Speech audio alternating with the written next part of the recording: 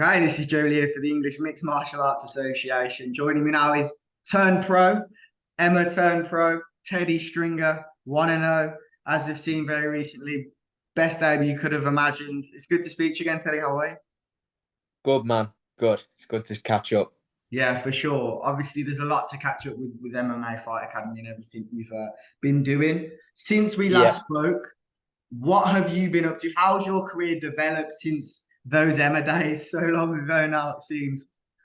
yeah. So I did think that 2023 I would stay amateur for a little bit longer, but an amazing opportunity came about with the MMA Fight Academy. So February I jetted off to America, did a 3 month training camp, and made my professional debut at the end of it. So yeah, a bit of a whirlwind start to the year, but I can't complain about it. It was an amazing experience, and like we'll probably talk about, that is the whole point of having a good long amateur career, that I got an opportunity like this so early on in my pro career.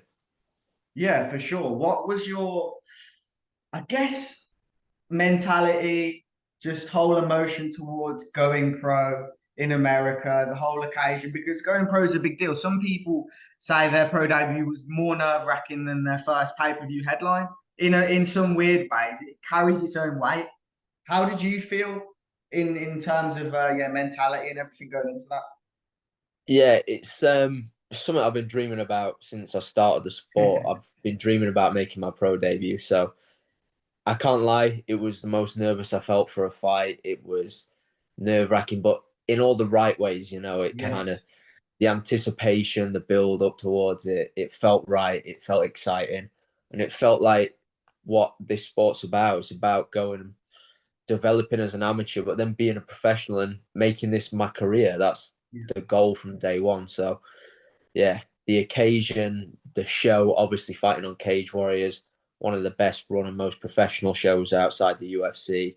Mhm. It was just all a bit surreal, but it felt right.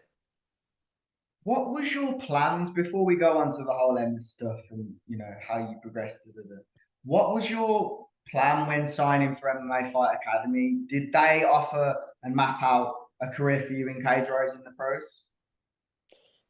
To be honest, February, I flew out, not really knowing where I was going, what was happening. All I knew was I was going to San Diego to train, and they said to me, "You could end up back home in 2 weeks. We could send you home." It was all something that was getting figured out on the fly, and obviously that didn't happen. It's turned out well, but I didn't know what to expect. It was a mad process. We had guys from Indonesia, Mm. Italy, Tajikistan, England, a real mix of people all training together. And throughout the process, we all figured out what was happening. We'd be fighting on Cage Warriors, started to pinpoint the shows. And then around halfway through the process, they announced that I'd be fighting in San Diego. And some of the guys got to fight in China, some of the guys got to fight in Italy, but fighting in San Diego, America Yeah. for your pro debut, like, that was just perfect. So I had no idea what I was getting myself into, but it turned out to be something pretty amazing. What was the network like growing relationships with different fighters, obviously training different styles, etc.? How did you find Yeah, mad, mad. Like, you that? just chuck a load of fighters in. The only thing we have in common is we like to fight.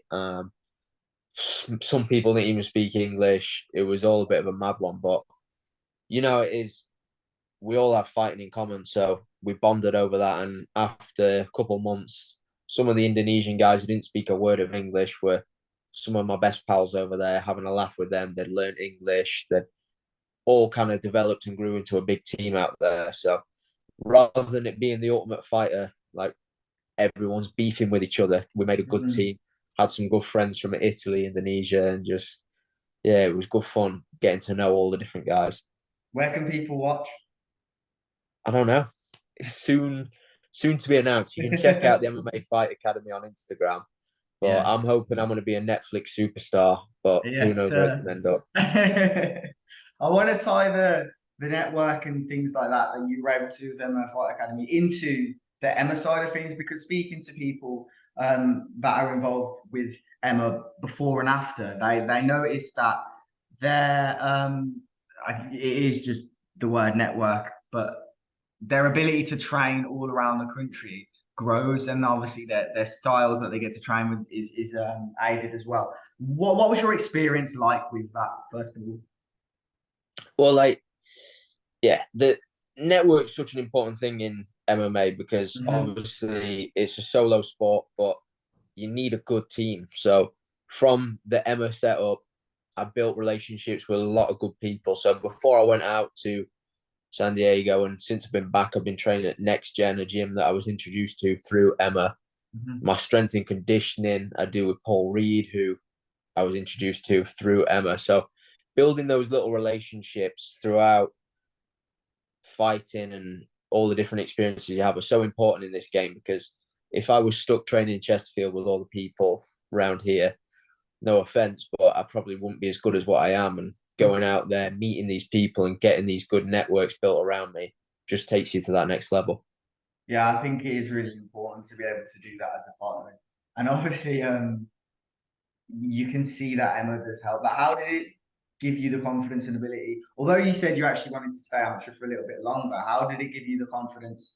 How much confidence did it give you when you did turn?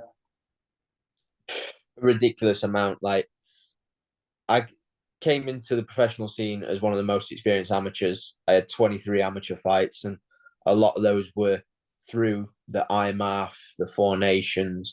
I racked up a lot of experience competing with the shin guards, the 6 ounce gloves, and just getting so much experience in competition that when I turned professional, it felt a little bit different with the gloves. But other than that, I'd done it 23 times before. So having the experience of competing against top level talent from across the world, doing the tournaments, got me so used to competing. It just made turning pro and fighting easy. It's like a walk in the park. I'm so used to it now. What's your plans then for the future, Teddy? Depends how far in the future you want to go. I mean, I'm going to be UFC world champion one day. Yeah. That's the benchmark. But right now, I've got a 5 fight deal with Cage Warriors. So the plan is to win those 5 fights, put myself in a good position, and then start working towards a Cage Warriors lightweight championship, get signed to the UFC, so on and so forth. But it's just about generating that experience as a professional now. Of course, looking forward to seeing it play out, man. Just one Yeah. word on the Four Nations. Obviously, you were there last year in Liverpool. It's in Wales. I'm heading down tomorrow. Obviously, as a former competitor, are you excited to see the talent again? Yeah, it's exciting. Some people I competed against last year, competing again. Um, it's the Four Nations is so good. It's such a good tournament. It's a good way to get experience. There's some high level guys there this year.